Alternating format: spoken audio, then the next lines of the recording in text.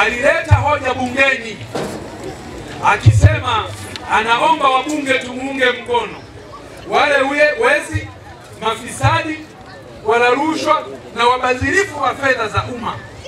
Wakitokea wamefanya ubadhirifu, wanyongwe, kwa sababu hatuwezi kuwa na taifa fedha za umma zinapokusanywa, mapato yanapokusanywa, fedha zinaenda kugawanwa na watu. Wananchi hawa wanalipa kodi za serikali, kila mmoja analipa kodi, alafu fedha zinakusanywa zinaenda kutumiwa tu na watu wachache wanajinufaisha.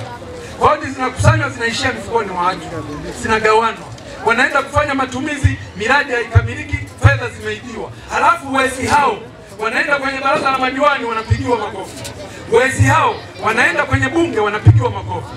Lazima tuwe na sheria kali. Zipo nchi ambazo zimetunga sheria kali sana juu ya wabadhirifu wa fedha za umma, ambapo ni kunyongwa tu, na sisi tukinyonga wawili watatu wataogopa fedha za umma, hawatazichezea tena.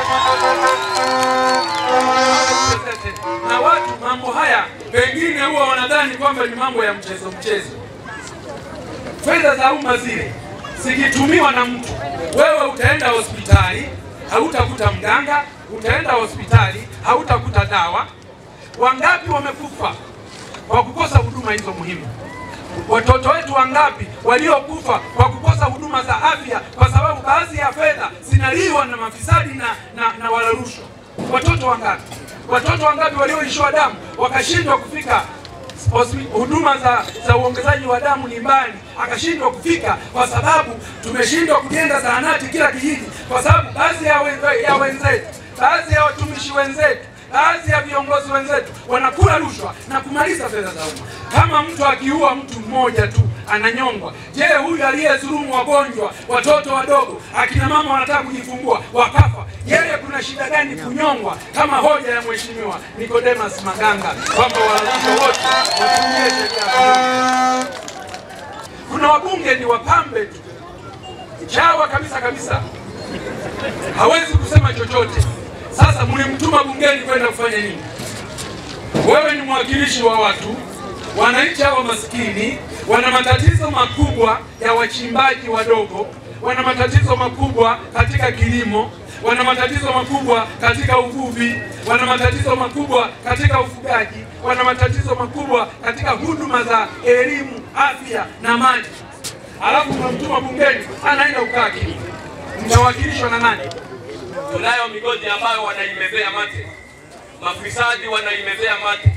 Tunao mgodi Bukandwe, tunao mgodi Nungwiza, tunao mgodi Kanegere, tunao mgodi pale Shenda, tunao mgodi pale Rugunga, tuna migodi pale Kakumbi, tuna migodi pale Mwagimagi.